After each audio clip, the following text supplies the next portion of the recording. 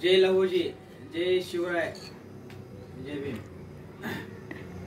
लोकशाहीर अण्णाभाऊ साठे यांच्याविषयी मी तुम्हाला दोन शब्द सांगणार आहे। लोकशाहीर अण्णाभाऊ साठे यांचा जन्म सातारा जिल्ह्यातील वाटेगाव या ठिकाणी त्यांचा जन्म झालेला आहे।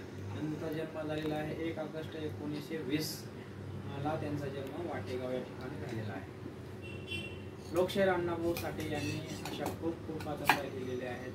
वारणेचा वाघ, स्मशानातील सोनं, अशा खूप कादंबऱ्या त्यांच्या अण्णाभाऊच्या हे झालेल्या आहेत, लौकिक झालेल्या आहेत, प्रसिद्ध झालेल्या आहेत। मला हे म्हणायचं लोकशाहीर अण्णाभाऊ साठे यांनी म्हणलेले आहे, त्याची पृथ्वी जी आहे, हे जी शेषनाग जे आहे त्याच्या शेषनागाच्या मस्तकावर जी पृथ्वी तरलेली नाही, ती दीन दलित कष्टकरी उपेक्षितांच्या तळहातावर तरलेली आहे, असे लोकशाहीर अण्णाभाऊ साठे यांनी सांगितलेलं आहे।